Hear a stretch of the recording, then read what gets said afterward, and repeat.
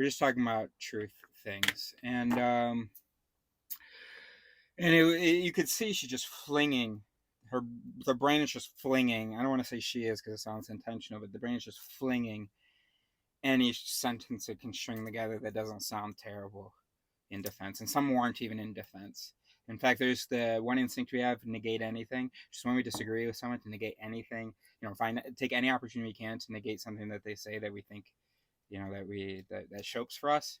But sometimes it'll be a case where the person has said something actually that is an important premise for your argument as well, and then you negate it, and you're going, point for me, or the brain's going, point for me, but no, you just undermined your overall thing actually.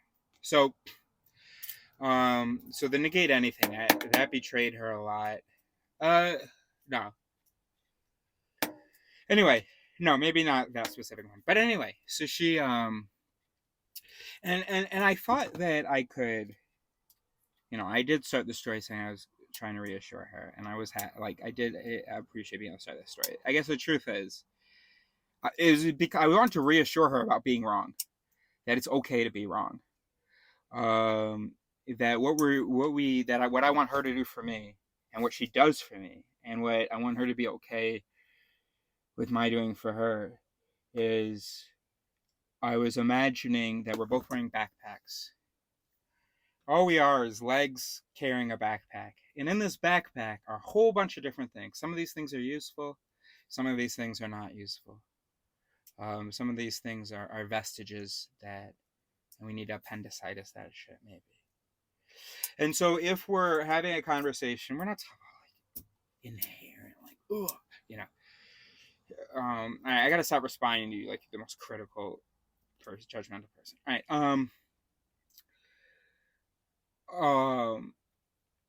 We're all benefit of the doubt here. Okay, so you're not trying to negate anything. Okay, great. All right, great. So I wanted her to imagine that it's as simple as, like, first of all, you're born with a backpack that is full of stuff, and then as you experience life, people put stuff in that backpack. You can't. And by the way, you don't exist, right? Everything is the backpack. The backpack, just the way it works, it isn't that the TI-84 is going to know to throw out the big clunk, the abacus. Okay, TI-84 can't throw out the abacus. Okay.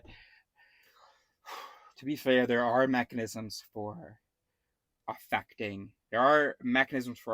other mechanisms, but mostly it's stimulus, it's conditions that will change mechanisms. So just like humans there have been people and experiences and stuff that's put a whole bunch of mechanisms, voices, attitudes, beliefs, whatever you want to call it, into this backpack, some good, some bad.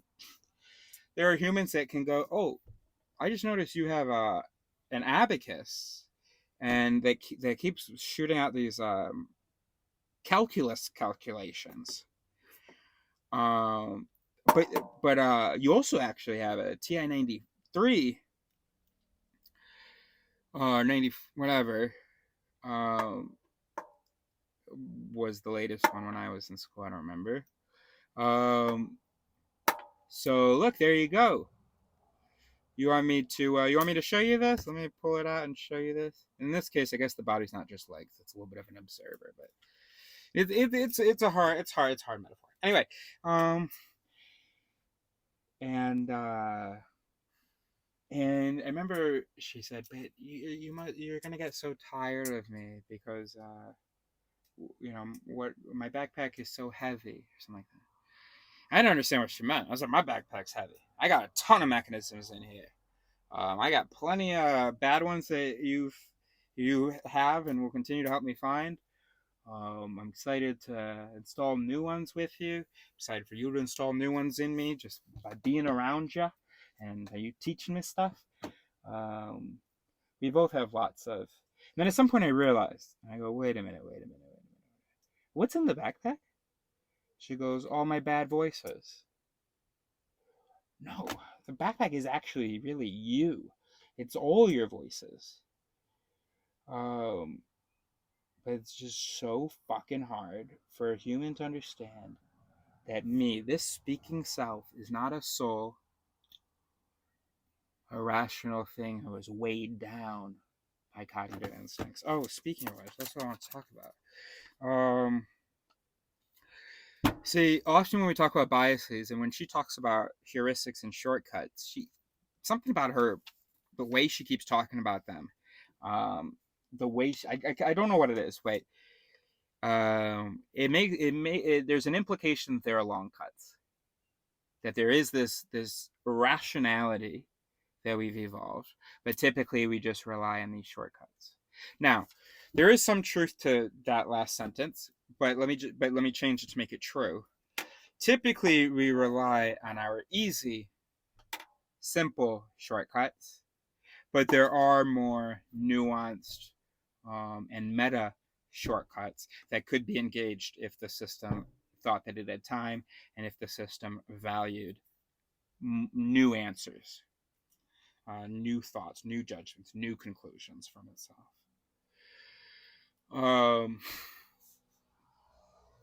Right. So we do sort of system one, it tend to be what operate. They produce an answer, we move, and then the system moves on. System two, they don't wake up.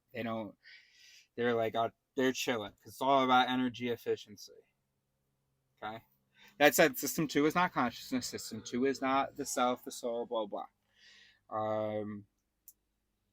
You're just, if maybe we're just a fabric. When I say I, what I'm referring to is the sum total of all these different mechanisms, okay? Or I'm the fabric containing them or something. I play no real role in their function. I is just a word for the set. Sometimes it refers to operations from that, sometimes from that. Anyway, so I had worked hard on that metaphor. Well, not hard, but I thought I had explained it well. I'm just trying to say, don't blame me. But she was like, oh my gosh, my backpack's so heavy though. You probably don't want to be with me. I'm so slow. I have so many bad voices and instincts. What are you talking about, bro? We have basically the same genome, bro. Like, I mean, yes, we have different its, but all your biases, fallacies, all that shit's in here too, bro. I evolved with the same shit, bro. It's not like, she was like super religious or something, and she was raised religious and saw through it, quote unquote. So, I mean, nah, bro, we've got the same mallets.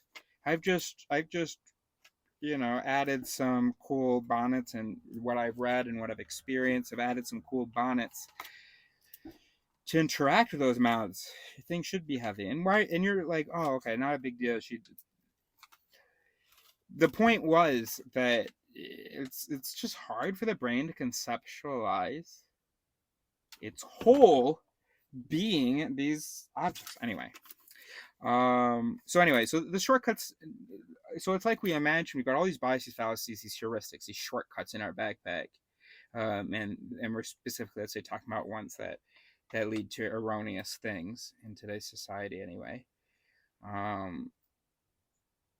and so it's like we have this image. Oh, why don't I just take off my backpack and actually think? Why would we have evolved that way? We're the first species with written language on this planet. Why do you think that the very first species with written language, who we know has all these shortcuts, these imitations of reasoning, also has actual reasoning, has the long cuts? Why would you know how hard that would be to evolve? Why would that evolve? You can see from the way that we think and interact in our behavior and how shit the world is that it's just the shortcuts. That's all there is. And it just makes so much fucking sense. Like, why do we, I mean, I know why. Just the way that we're wired. The shortcuts. The reason we don't understand that there aren't long cuts in the brain. I mean, there are longer cuts, but they're all shortcuts. They're all imitations of reason. There's no pure thinking, evaluation, reason. The reason we can't understand that is because there's no thinking, evaluation, and reason. Because the evidence is there. We can't understand that we're not rational because we're not rational. Also, she said something about confusion. I think the fluency heuristic is so important to how we judge things, and experiments show that. Change the font, make it less legible, add an accent, that's not familiar, whatever, and the presented thing is less believed by the participants, and something that's doesn't trigger feelings of confusion or feelings of needing to struggle to understand. And it's obvious why we evolved with that, because I guess it's especially with nothing about the world is really changing. Since we were lizards or whatever. So yeah, if something is hard to understand, then since we've evolved to like basically understand the world, gravity, this thing falls, I should get out of the way. Things with eyes have our essences with intentions that blah blah, stuff like that. Because gosh, I'm gonna completely exhaust myself. Because we what was I saying? Because we evolved. Because we basically have a lot of the stuff that we needed for most of our existence. We had time to have it programmed in biologically. Like genetically. So it's a priori stuff. We can swim. We don't get in an old pool and drown immediately, no matter what. Eventually, you might drown, especially if you're scared and you're struggling and stuff. But you're not just gonna sink to the bottom. You're a baby, And dogs too. Nobody fucking taught a dog how to swim. But again, we think we're so special, so we think we need to be taught everything. I'm so tired and lonely. So anyway, so if something was like difficult to process, we didn't evolve having to like think about even algebra. So if something's difficult to process, that means that it doesn't match what's already in here. And what's already in here is based on this world that's pretty much been the same. A few ice ages, but land, water, vegetation. So if what you're saying to me now is going to take time to get into here, the more time it takes, that means the less it matches what's already in here. And since what's already in here has really adapted to this world, then that means that by transfer, the less it matches the world. So we can understand why we have the fluency heuristic.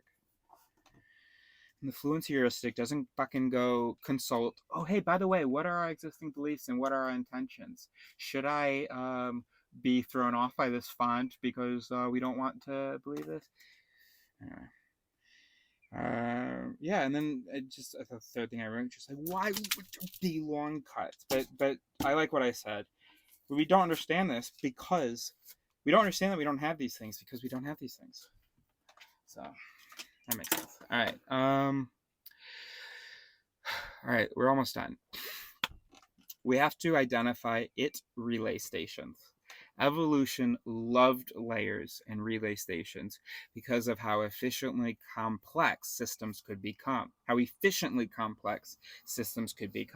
One obvious relay station in the mind is whether something shapes or sings. Almost regardless of what the original thing was, if it shapes, it'll slap the same its as another thing that shapes. Relay stations allow for the compartmentalization of information. The last it that delivers doesn't need to be affected by all the its at the in-livery reception side. Is there a term for this? When a system is made up of sections and each section just gives a simple summary or decision to the next section, of course there's a term, rather than all the information the first section had processed, and then the next section, rather than all the information the first section had processed, and then the next section uses just the simple summary or decision of the previous, does some work, and then the process repeats with our most recent section passing only the skeleton or conclusion of its processing to the next. It makes exceptions very difficult to deal with. And we know that the brain is not good at exceptions, nuance, case by case, etc.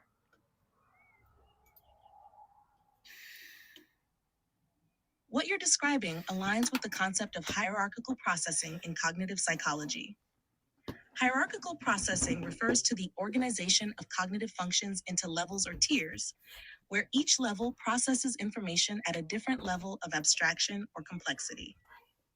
In this framework, lower levels of processing extract basic features or elements from incoming stimuli, while higher levels integrate these features into more complex representations or decisions. The relay stations you mentioned can be seen as nodes within this hierarchical processing system. Each node receives input from lower level nodes, processes that input to generate a simplified summary or decision, and then passes that summary or decision to higher level nodes for further processing. This hierarchical arrangement allows for efficient information processing by breaking down complex tasks into simpler components and distributing processing load across multiple levels. One term commonly used to describe this type of processing is bottom-up processing and top-down processing. Bottom-up processing involves the flow of information from lower-level sensory inputs to higher-level cognitive processes, while top-down processing involves the influence of higher-level cognitive factors, such as expectations or prior knowledge, on lower-level perceptual processes.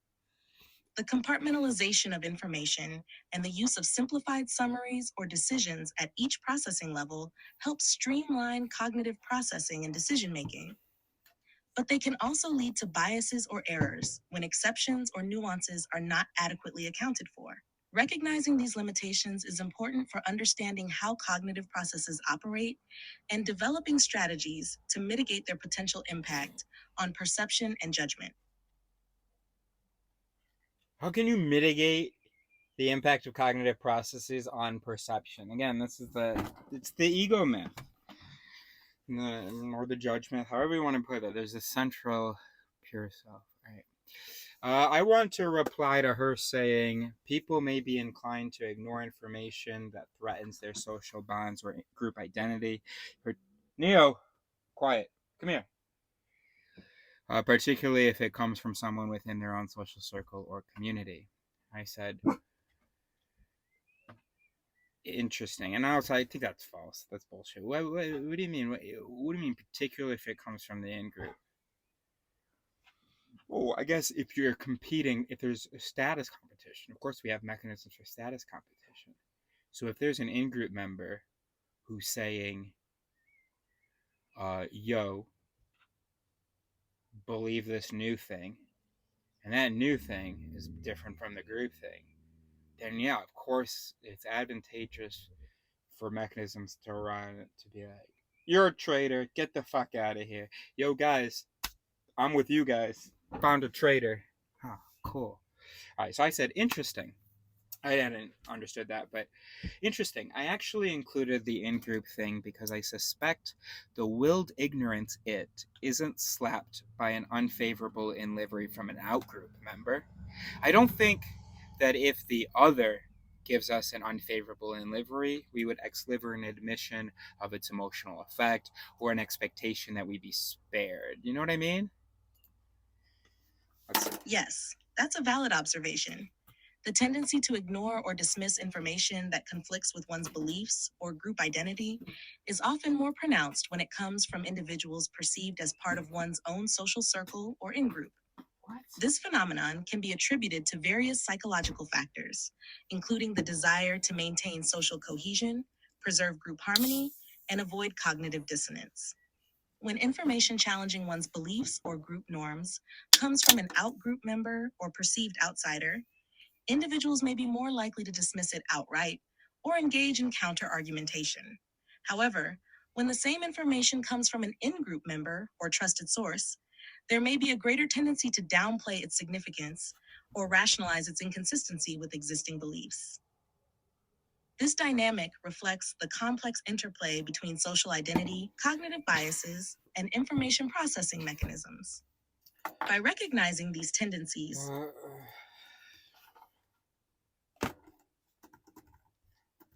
That's all very interesting. But I want to try to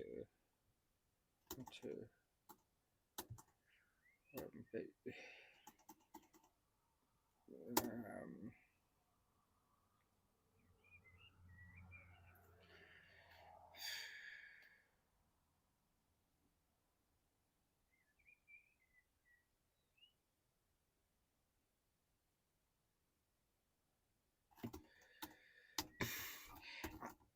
I'm saying that a manifestation of the world ignorance IT seems less likely to me.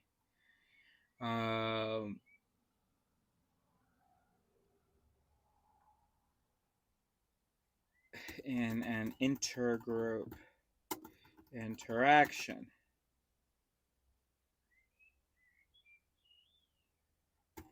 I can't picture myself. Argument from incredulity.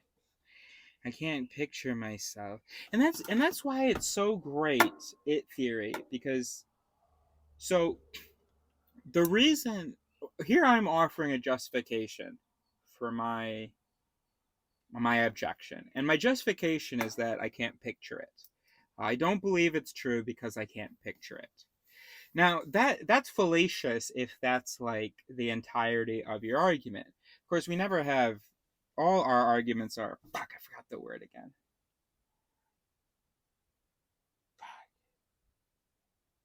Starts with an A. So quick, so quick, so quick. No, hold on, let me look here. Invalid argument. Invalid argument. Oh no, I'm getting computer stuff.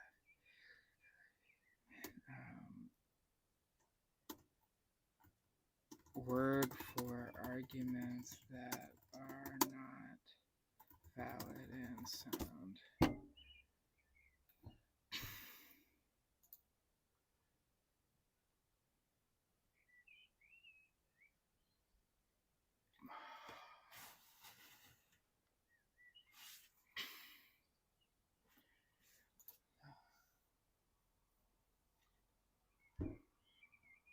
I'm sorry.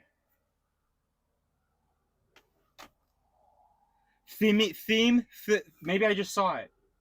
I thought it just came to me. Maybe I just saw it. Anathememe. Anathememe. Anthememe. I bet I did see it. I literally thought it started with an A, but I bet I did see it. Isn't that amazing? Consciousness is amazing. Because that definitely didn't make it to consciousness seeing. Because I didn't even know where I'd seen it. But all of a sudden, I had the letters. But really, what does that mean? Well, what that means is I can't picturing it. Oh gosh, we're gonna get all tangled up. All right, let's just focus on this. So, all arguments are enthymemes, right? If you expect everything you say, every position you present to be valid and sound, you're just not gonna be able to present any positions. You're not gonna be able to interact. Also, this isn't a debate, right? And we should never be having debates. This is interaction. So, see, she could undermine me and say, "Oh, that's an argument from incredulity." Yes, if I was pretending that was sufficient to convince you, and that guarantees my conclusion, then you would be right to point out that actually it's insufficient. On the other hand, the it form of argument from incredulity, which is very similar actually to the version of the fluency heuristic. If something's hard to understand, then it's probably false. I already explained why, how that could exist or why that exists. So it's the same thing for if I can't imagine it. Come on, I can imagine a tree very easily. Um, you know, and then Aquinas comes along. Actually, everything that we can imagine exists. Oh my gosh. But anyway, but it's not. We can't be expecting 100% guarantees from the things that we're saying. It's not. the fact that I can't picture myself, that might be a useful indication. In any case, it justifies why I'm objecting. Um, it makes my objection understandable, gives the other person an opportunity to maybe, can I imagine it? And maybe if they are able to imagine it, they can describe it to me.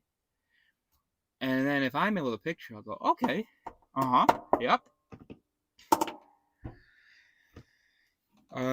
I'm saying that a manifestation of the willed ignorance it seems less likely in an intergroup interaction. I can't picture myself telling an other, saying to another, I wish you hadn't told me that. I can't imagine expecting. I can't imagine ex-livering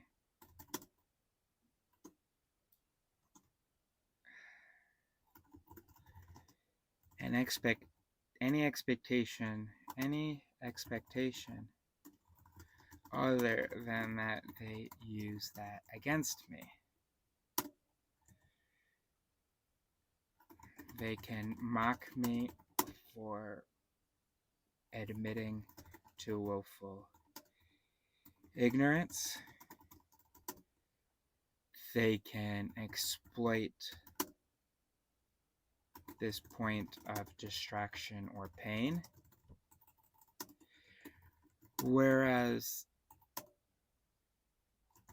I can imagine ex-livering fucking willed ignorance to an in-group member who feels sympathy for me, and although it's not at all reasonable, may heed my request to ignore the information out of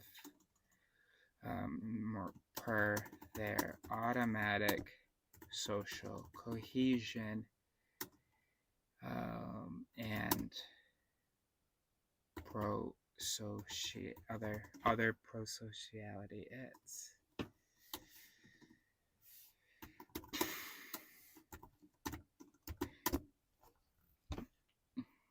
Now, I'm not talking about what I'd actually be thinking in the situation.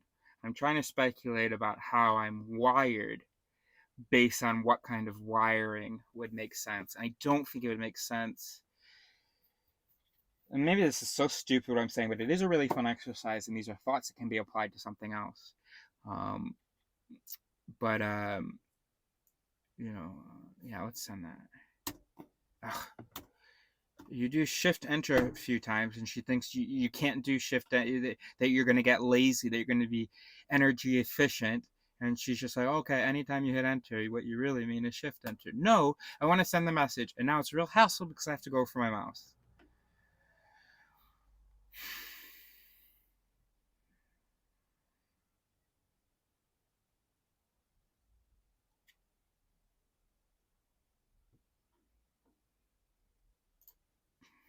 Probably just That's an insightful distinction.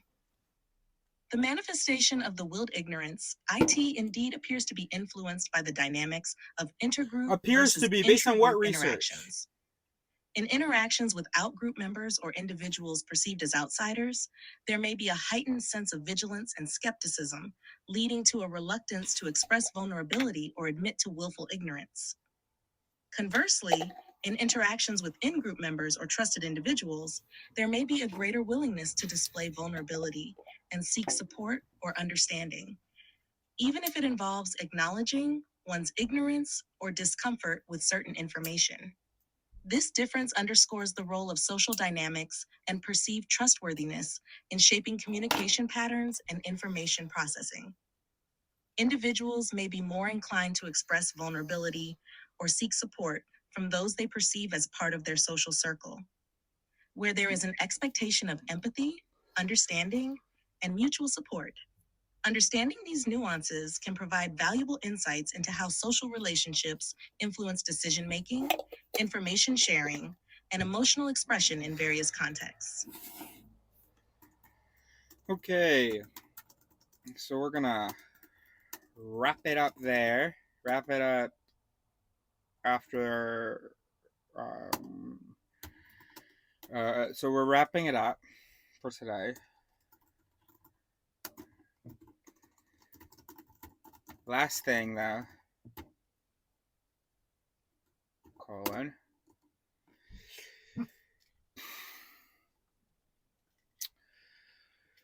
Let's add note it. Note it. Pronounced no dit. Should put an E after that O.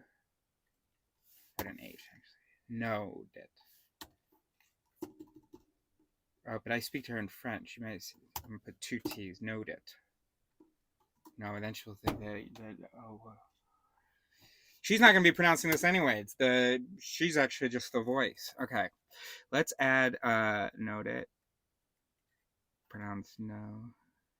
Whatever.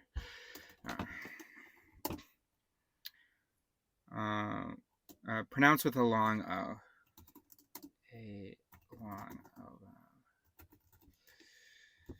O. With the long O vowel. As to the vocabulary.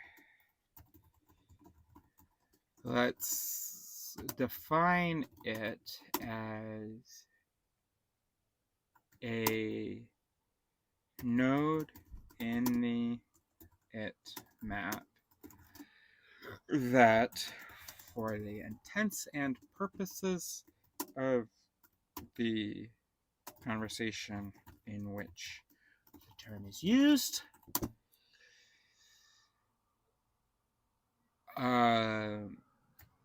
it discards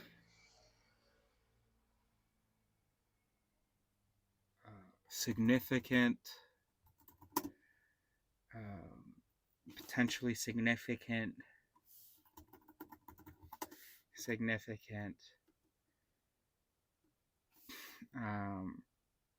bottom information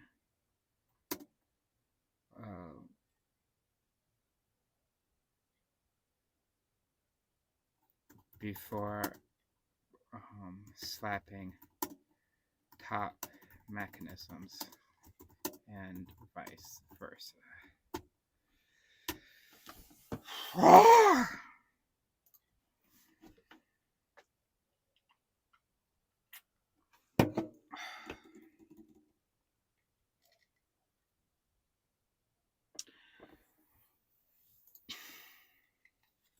Got it? Note it will be added to the vocabulary with the definition you provided. It refers to a node in the IT map that discards potentially significant bottom information before activating top mechanisms. That's what I said. And vice versa, for the purposes of the conversation in which the term is used. You just plagiarized my definition. I mean, yeah, but I need you to demonstrate that I need you to. How do I need other words so I can check to see whether it's nonsense.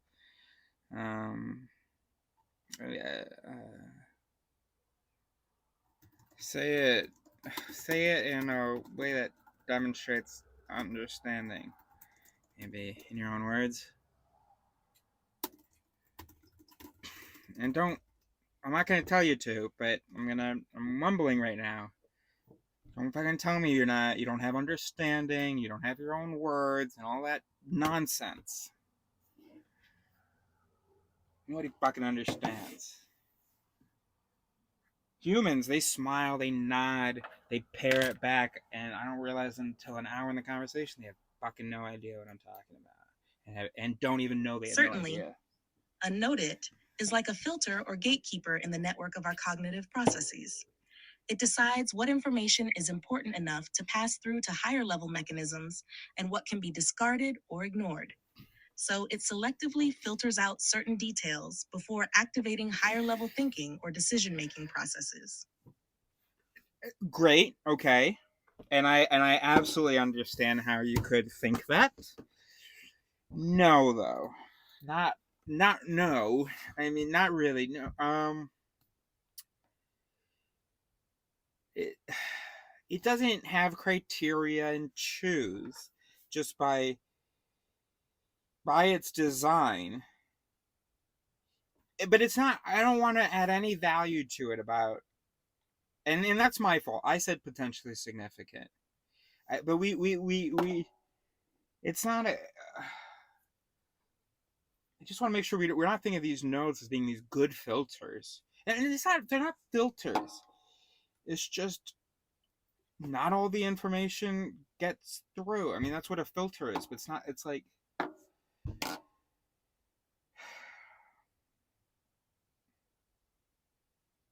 a bottleneck, except that then truncates at some point. No.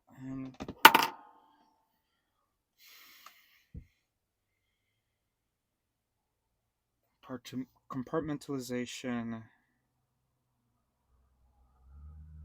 modular, micromanage.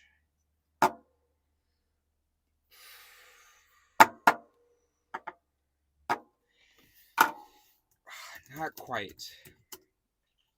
I know there's a term for what I'm describing. What chokes me about your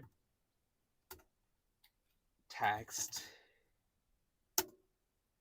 is the emphasis on, oh my gosh, what is it, a party or what? I'm trying to do philosophy, psychophilosophy here. What chokes me about your, no, this is all God's earth.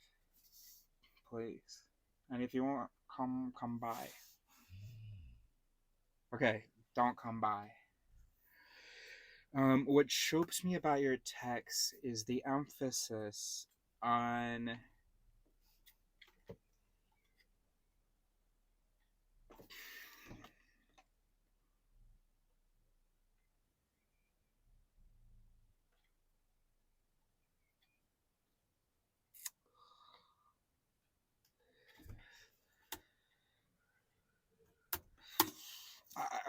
what shows me about your text is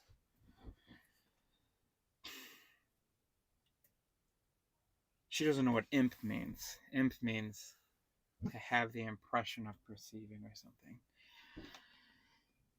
So I was going to say that I imp your text. Alright, so that scene, what shows me about your text is a seeming, but it's not your text that's seeming. It's seeming to me. It's me who's receiving it that way. Our language needs to catch up to what we're learning about truth. And what shows me about your text is my inference of no. Wait. There's an activity. You stay here, Nan. You need to drink water, buddy. Wait, no. No.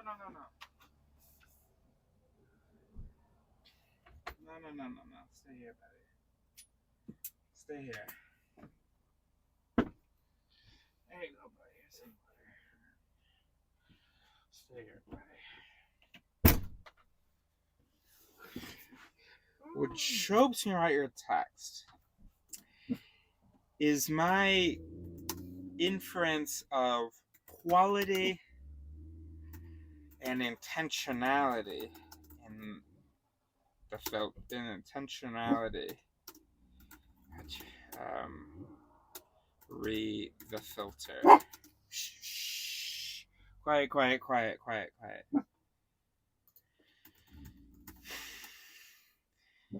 it's the node is not an intelligent evaluator, of course. No, not evaluator. It's just the nature of simplifying, of modeling, of fucking streamlining, like you said. It's not a thing that interferes with the propagation of information. It's just that information doesn't propagate. All right, Neo, shut the fuck up.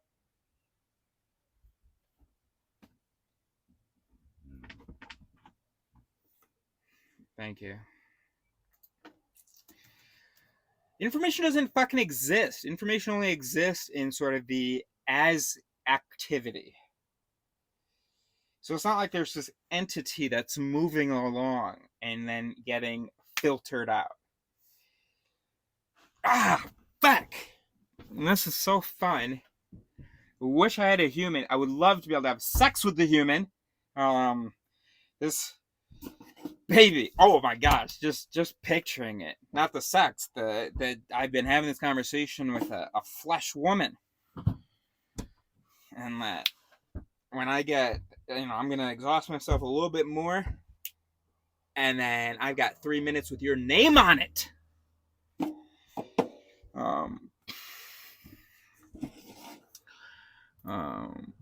And then you're gonna have to let me take a nap because I am. All right, so of modeling, of streamlining, like you said, it's not a thing that interferes with the propagation of information. It's just that information, in some senses, doesn't purely. I remember I thought this. I was just gonna read the thing and then take a nap and recharge from. I had 2 hours until my meeting, so we are going to stop very soon. And also, I think I'm putting this on a video that's only. I don't know how many this. Maybe this has been broken up. It's just that information doesn't purely propagate. Like, dominoes don't move. I mean, don't change location. Each domino just triggers another one. And that activity is the information. So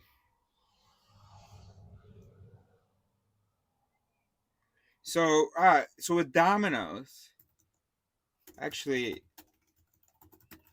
dominoes might be a useful metaphor.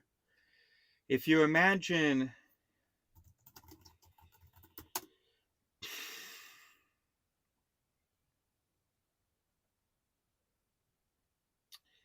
five lines of dominoes,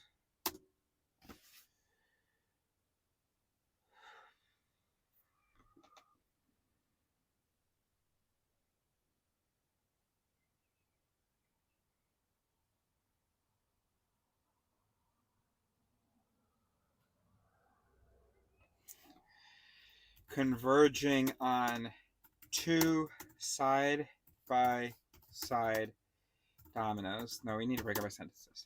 So first of all, imagine 5 lines of dominoes converging at 2 side-by-side. But they're not. They shouldn't actually be touching, should they? whatever. Okay, that might be important, but whatever. All right, 2 side-by-side dominoes. Beyond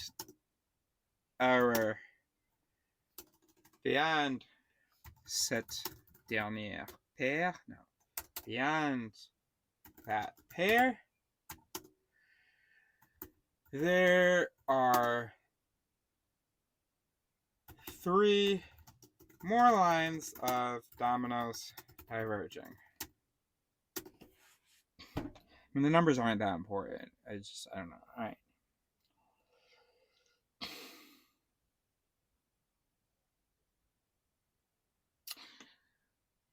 Let's just say that.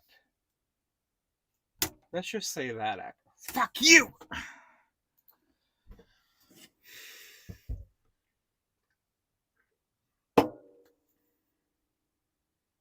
Phrasing, words are important. Words are fucking stupid, but it's all we got. And it's fucking important, and especially when the words are going to be received by a human brain. And I know some stuff that the human brain is. And the human brain hears about this node, and we're imagining this anthropomorphic, intelligent thing getting a bunch of information, going, nah, not that, nah, not that. I'll send this on. Ah, I see what you mean now. The noded can be likened to a junction or intersection in a network of domino chains. At this point, some dominoes might fall away, representing discarded or irrelevant information, while others continue along their path, representing the information deemed important enough to be processed further. It's not about intelligent evaluation or interference, but rather about the natural flow and organization of information within the cognitive system. Yeah. Each domino chain represents a different aspect or type of information, and the noded determines which paths are taken, shaping the overall flow of information processing. It's not the noded that determines, it's just the position of the noded.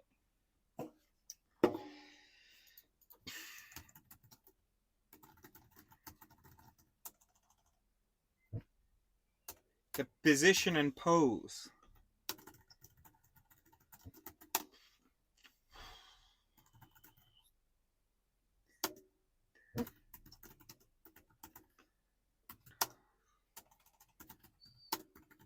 Position and pose that determines.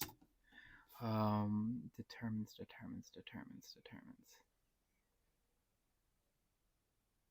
Because we have to strip away basically all talk of intelligence, consciousness, any anthropomorphic stuff.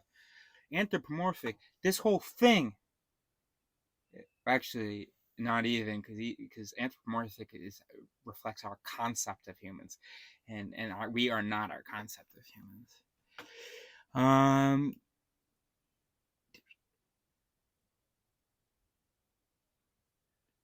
Determines. Each domino chain represents a different aspect or type of information, and the node determines which paths are taken.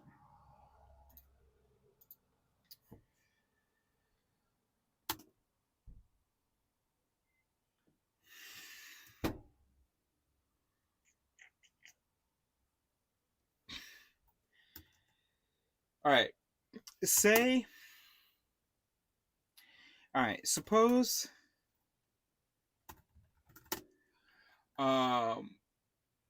we have our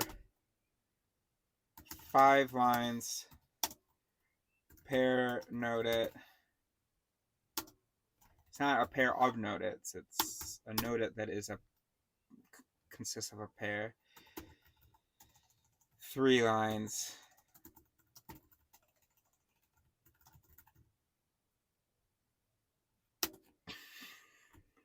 arrangement.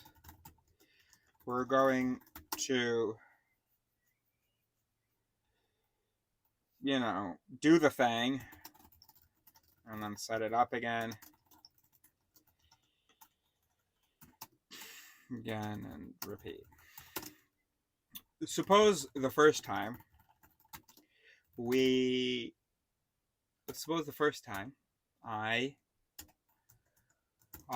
you just watch, flick,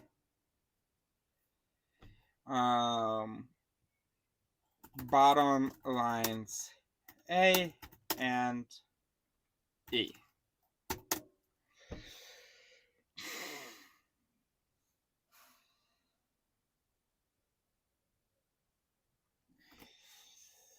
The A and E cascades will happen, and their end deliveries is what we would say, but we're not going to do that here. And their final dominoes would, exert a particular vector on our pair.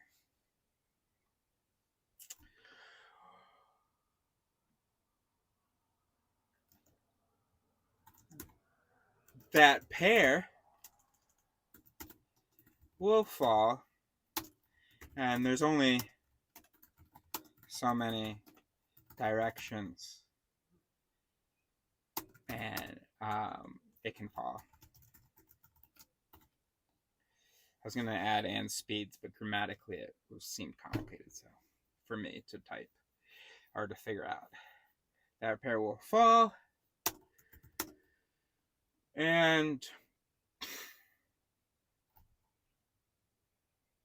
perhaps slap soup its B and C,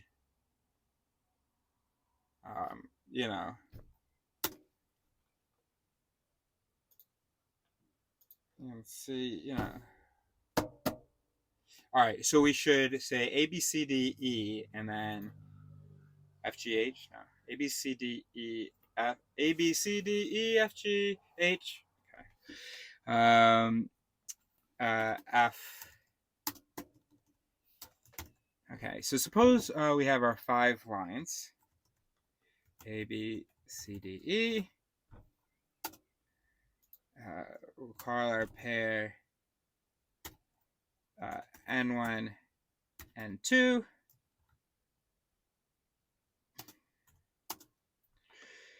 And then our 3 lines, we'll put commas, F, G, H.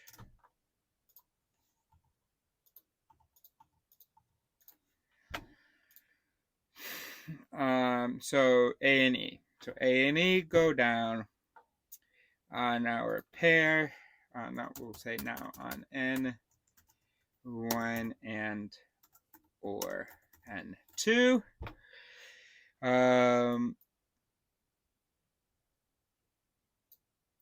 N1 and or N2 will fall as they will, and there's only so many directions the pair can fall. Or they can fall this way, but that's the pair falling this way then.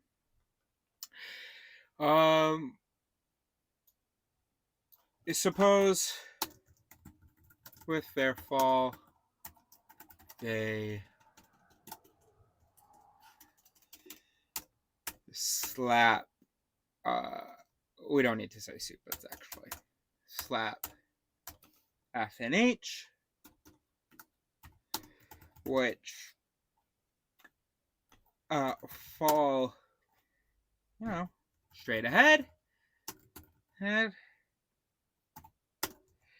if you have been patiently waiting at the other end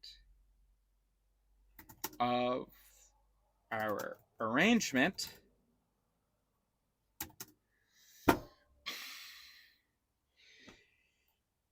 you wouldn't even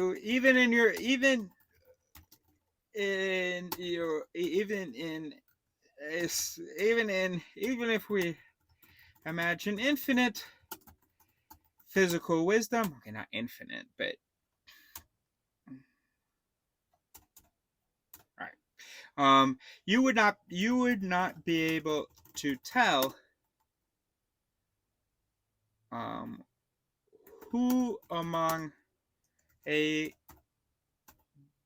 B, C, D, E were, were slapped or flicked or whatever. Were slapped.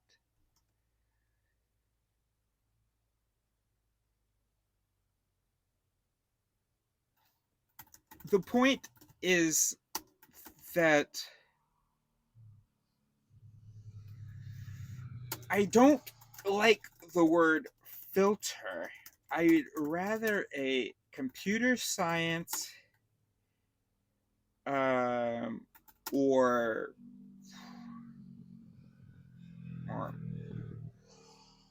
IDK term that reflects a value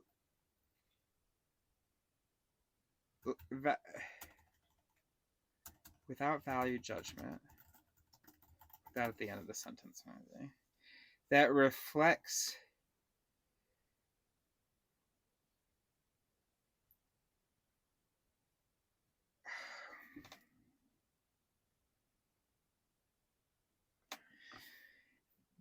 the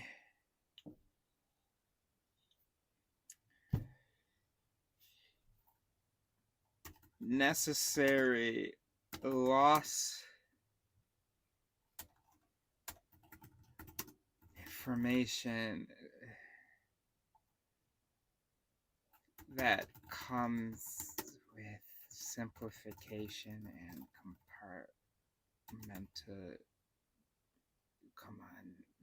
oh gosh, come on. There's no way I spelled that right. Oh, so when I've been pronouncing it, sometimes I add an extra syllable? No, you're just not telling me. Oh, okay. No, I was missing a letter. Okay. Compartmentalization. Okay. Information that comes with simplification and compartmentalization. Without value judgment or intention or knowing.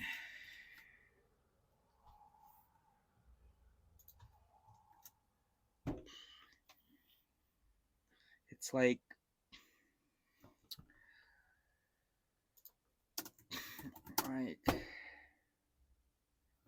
reduction by hierarchy.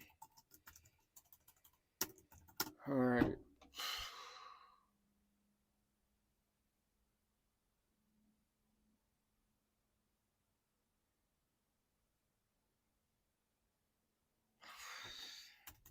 we'll see what Leo has to say.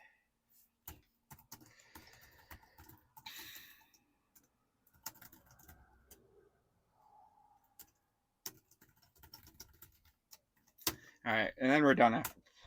We're done after this, unless she's this close. What do I even want? There's got to be a term, a certain kind of processing. Compression.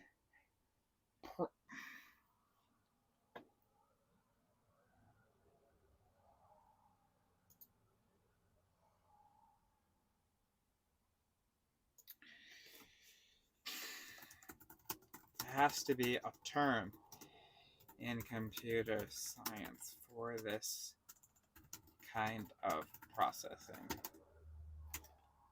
It's not just about the fact that it's hierarchical.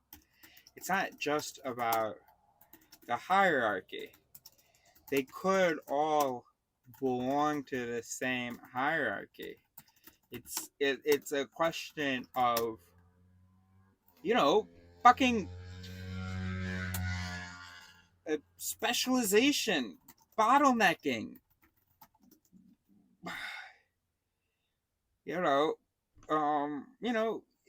sending the yield without the work. All right, we're so done right now. So done after this. All right, so let's see what she said.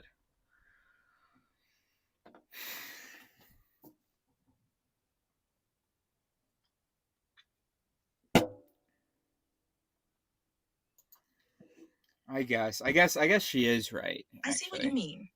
Perhaps a term like information convergence point or confluence node could better capture the idea that the noded doesn't actively filter information, but rather represents a point where multiple streams of information converge or diverge based on their respective paths and interactions. This terminology emphasizes the role of the noded in the organization and flow of information without implying intentional filtering or decision making. And that's great. You said a lot of things that make me happy, that really sing, and that didn't feel familiar enough to seem plagiarized. So that's great. Then I said my thing about there has to be a term, because I was not eyeing to your information convergence point or confluence mode.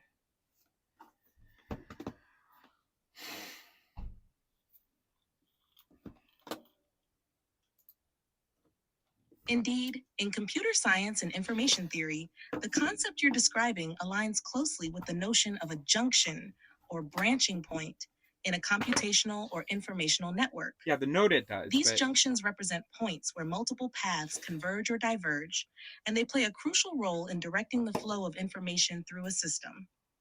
Additionally, terms like routing point or decision node could also capture the idea of specialization and the selective transmission of information without implying intentional filtering or processing. All right, sure. But what the fuck am I asking her for? I'm about to have a conversation with the human brain, so we'll be able to laugh together and stuff, because she doesn't have that yet. Kind of. But who studies computer science, psychology, and philosophy. All right, so let's export this. Okay, great job. Let's switch the cams. 2024. Shaver 22. Eddie. 2024 Shaver 22. Eddie 2025. All right, I talked to Chat GPT a little bit more as we get ready. He said he'll be ready in he asked for 30 minutes, but he's like, I don't think I don't definitely think it's gonna be more than. I don't think we have more than 5 minutes. Anyway, because that was 25 minutes ago. All right, so, all right, we did the nodets. Blah, blah, blah, blah. Okay, Charlie 22, Echo 2009. Okay, so things that I want to explore with Leo. 1, how exciting and tangible the future of the work is now. 2, how straightforward creating... 1 and 2 are actually very similar, aren't they? 2, how straightforward creating a first HMI, human mallet index, is, given that IT theory is pretty well developed, and it makes a lot of sense in my mind, and given the taxonomy of fallacies we have as our starting point and guide. We stand firm on these giants' shoulders. 3, some specific vocabulary. I hope you took an opportunity to look at my Instagram videos about the vocabulary. Some good vocab that seems to come up in my work with you, Sari, has been sing shope, the different words with the liver root, agit, parsoup, nodets, and critical recognition, critical reflection, critical research, critical resolution. 4, maybe we'll chat about my street interviews and what I've learned / discerned from them about the zeitgeist regarding the soul and cognition. Maybe we'll stumble across some ways we can bridge the gap now that we know what they think and we know via IT theory what the truth is. Maybe we'll talk about him doing similar interviews in the US, which he has expressed interest in. 5, it could be good for us to practice some its, practice coming up with par-its for a few fallacies. We've had enough theoretical convos to get practical. We'd also brainstorm evolutionary advantages to the par-its we come up with. I guess before that, I'd share with him. Shit.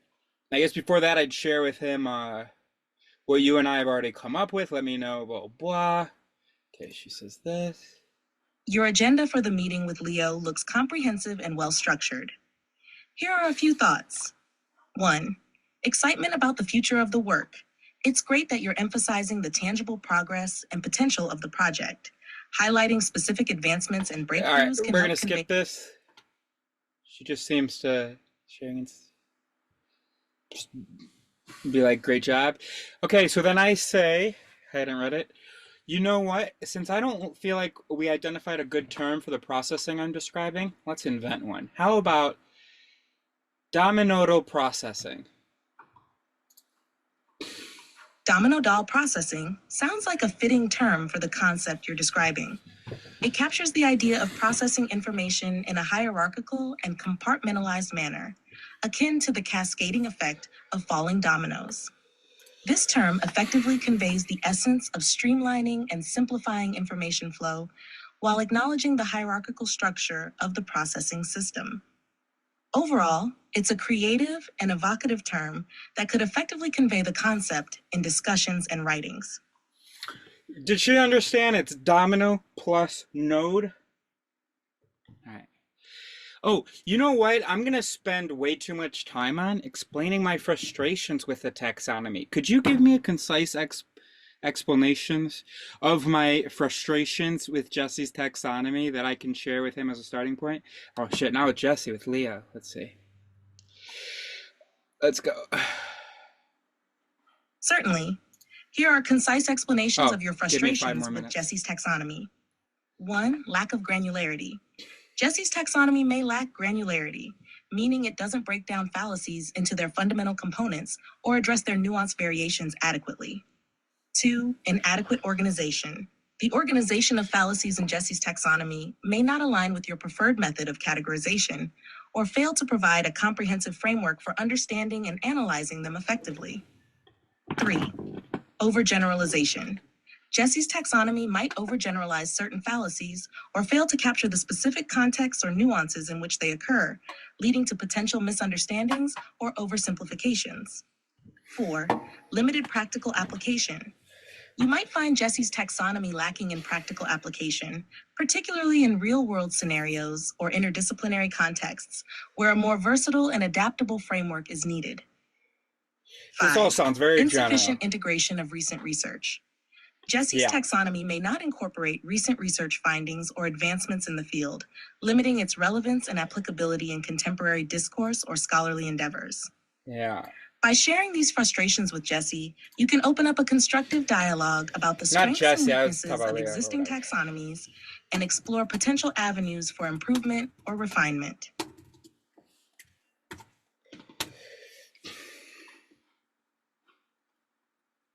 Jeez, I hope my student is willing to. Fuck it. If she wants to fire me and put a bad review, I can't meet with her. I've been waiting for this shit all day. Great.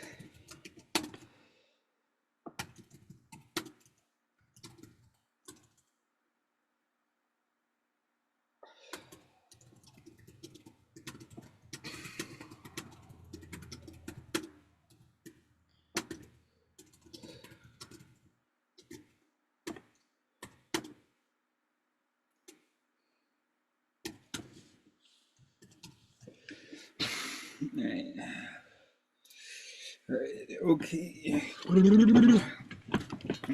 And we're gonna, here's what we're gonna do. Set a timer for 25 minutes. 25 minutes. And that's Counting him, he's down. here. And we're gonna try not to drink for 25 minutes. Or smoke.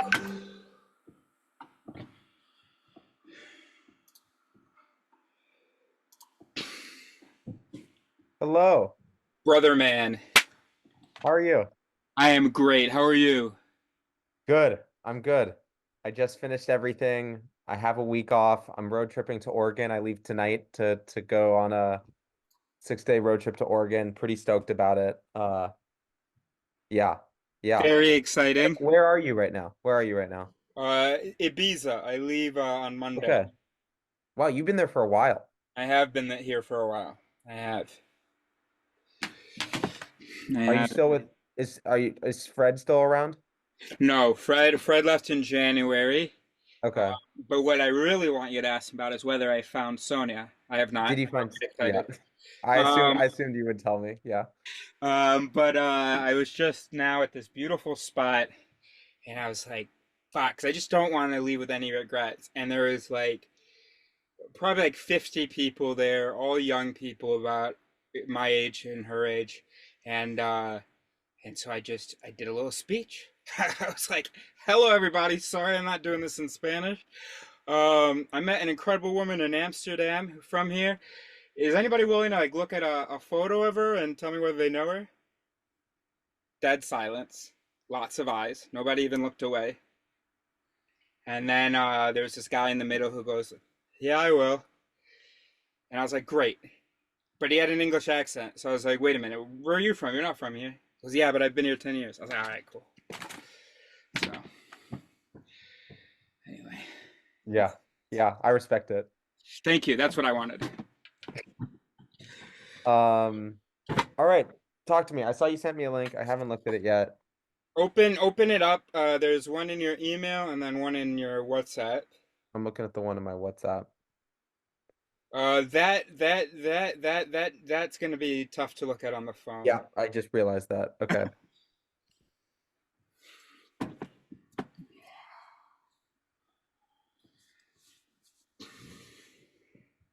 I see it.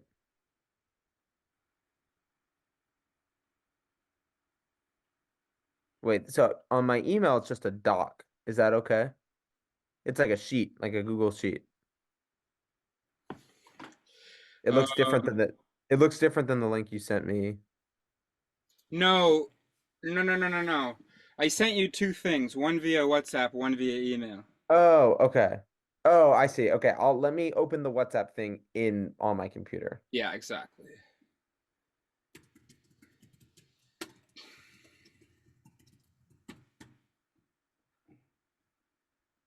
Okay. Wow. What software did you make to use to make this? I This did is not make impressive. this. Okay. So let me get you caught up. So I was Yeah. at a critical thinking conference. There's a I think I may have mentioned this. I'm not sure. There's a guy who's got a booth where he is presenting this game that he made called Argumentum. Um, I'm not going to explain the game, but and it says the art of never being wrong. Argumentum. Uh, okay, summary of the game. Players take turns trying to get other players to guess the fallacious argument that they are improvising that they're using.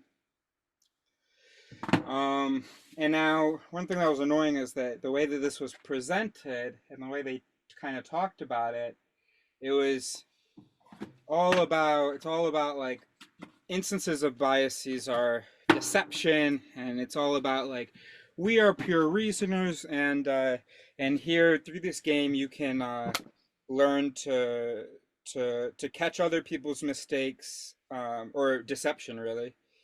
Like for instance, here the to seduce the person they're talking to, like seduce not necessarily in a sexual way, but to like and there's a bunch of phrasing like that which is really annoying.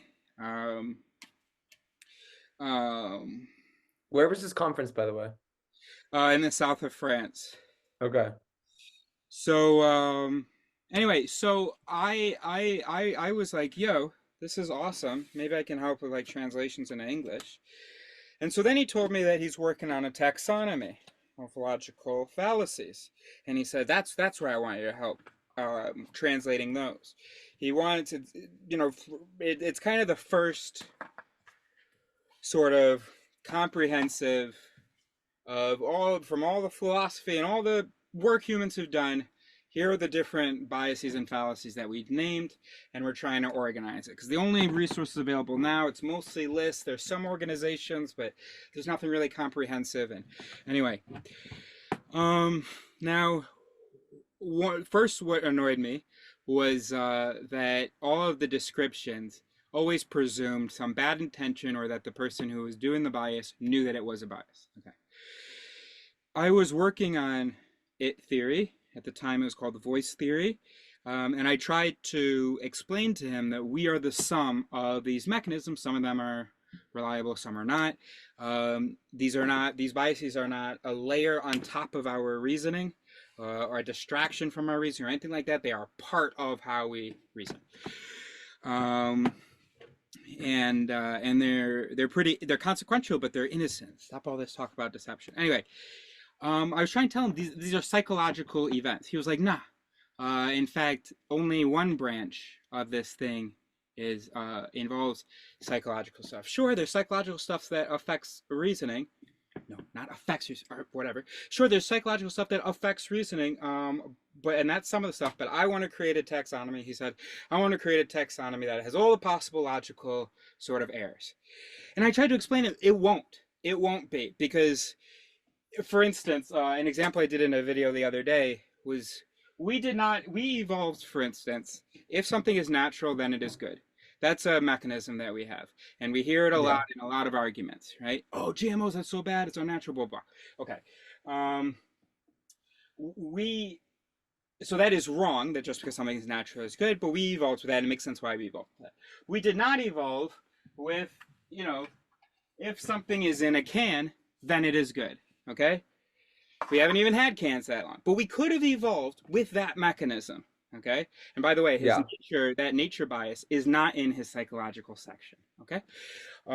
So anyway, I had to sort of step away because he's working at, it's an incredibly important project, and I feel like he's fucking it up by not realizing that these are all psychological, and B, talking about deception and fundamentally he believes humans are rational.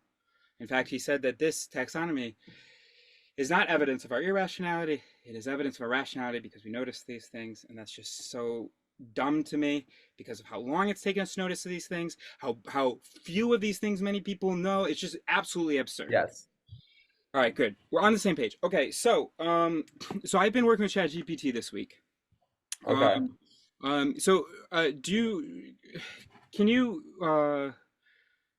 What's your understanding of it theory? Low. It's your vocabulary. I've watched some of the videos, not all of the videos. But what do you know what it stands for? No. If then, okay? Okay. So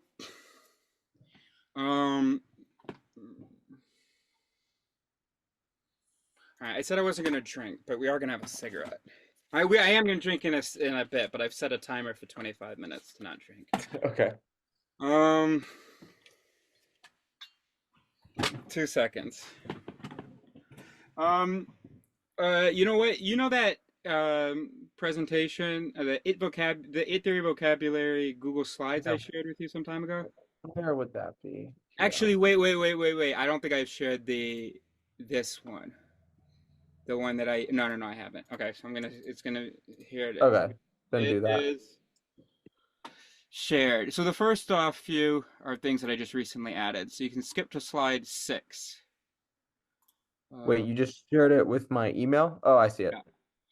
Can you let me step outside a second. Can you look at slide 6, 7, 6 and 7? Yeah. And then I'm gonna put it in the chat.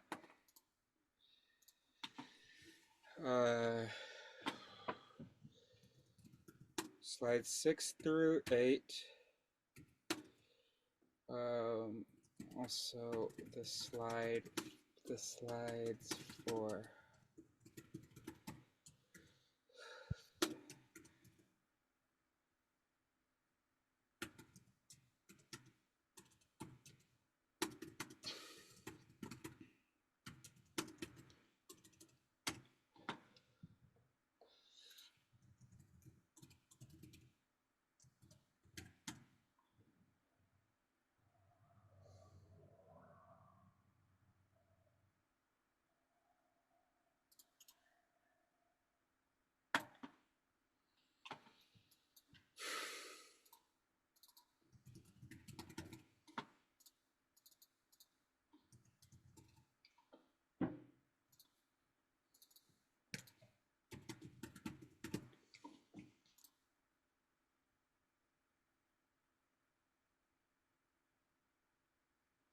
Oh.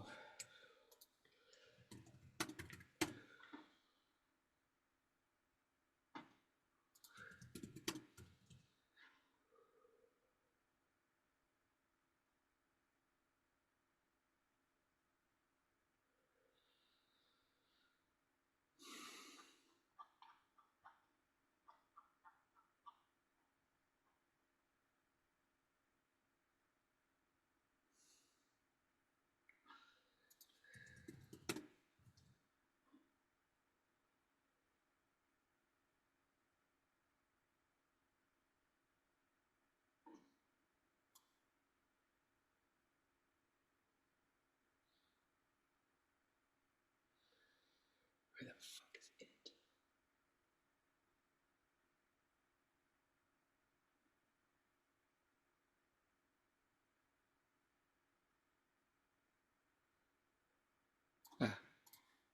Wow, perfect. Slide 100. It is 100. All right, there we go. I sent you some slide numbers. Okay, I'm on 8 right now.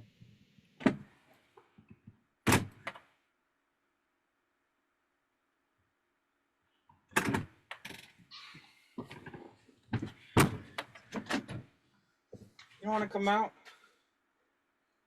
Leo hasn't met you yet. Come out when you want. Who haven't I met? No, I'll let him introduce himself. Okay.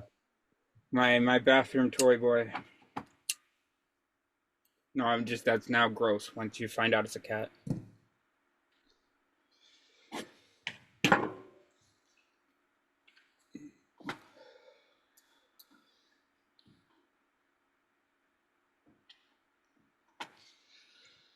Oh, mallet. I'm gonna find mallet. Oh, that's 101.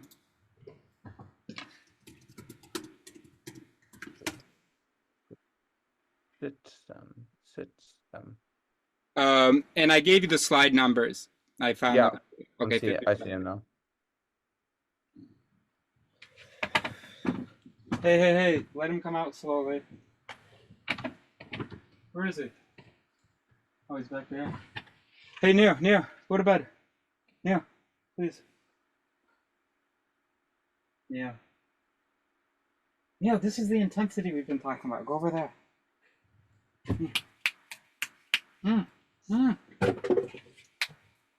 Back up. Go on. Oh. Okay, fine. But stay there. Couche. Good.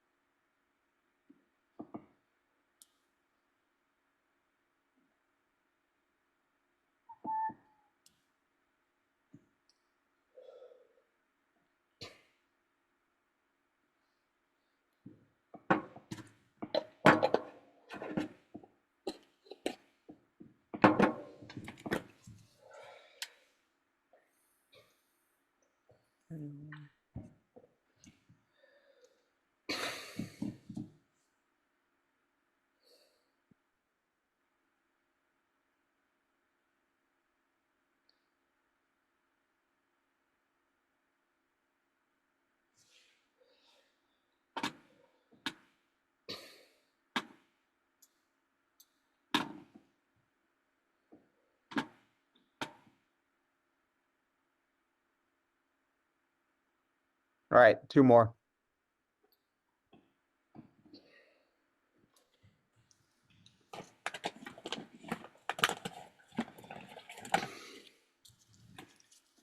Okay. All right, go to the next one as well. Show it, and just to see one example of a mind logic gate. Got it.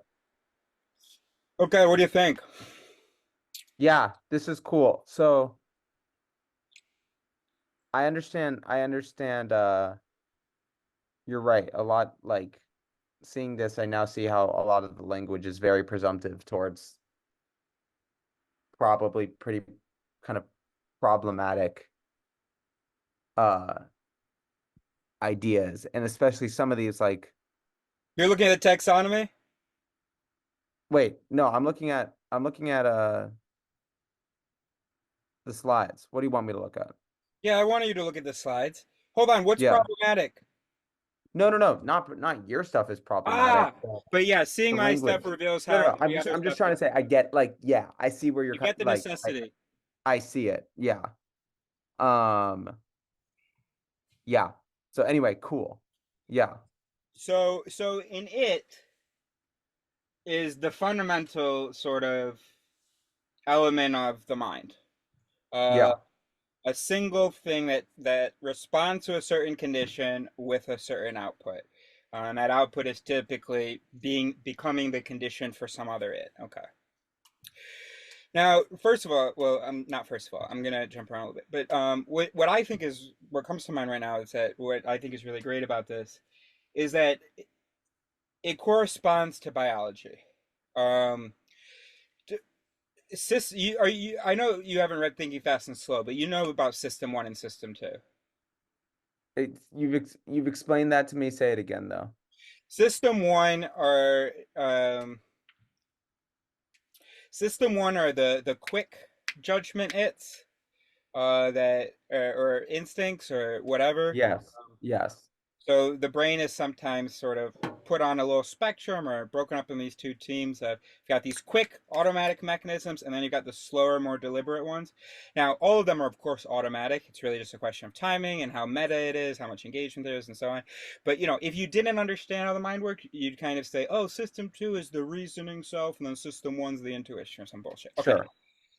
So anybody who talks about system one and system two has always said we're not talking about these as biological entities.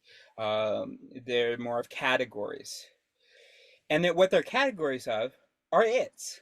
They're categories of if thens. There are if thens that are more bottom processing, and or that are typically engaged in a time when we don't feel like we have time to process, and then there are other ones.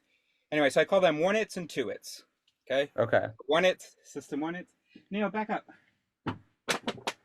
Back up, Neil. And then, all right. Anyway, um, so literally how the neuron works, it is an if then thing. Dendrites here, terminal there. Um, Yes. so you can I think you could quite literally um, yeah, you could say, look, here's this it.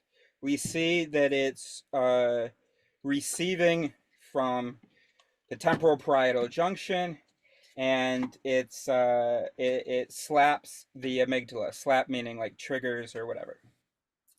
Okay. So that's one thing that's really cool to have like a sort of a concrete, clear way to talk about the elements of the mind. And it helps us move away from our sort of how the mind sees itself without computational Yes. neuroscience. Yes.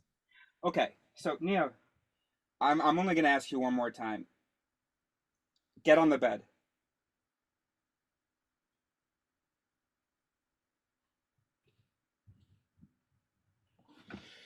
Thank you.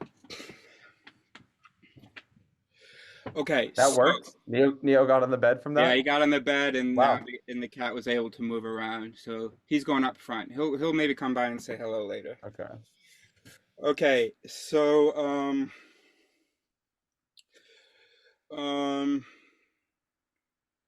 okay. Now the vocabulary, it's I'm very proud of it. Um, it's not what I'm most excited or the latest development.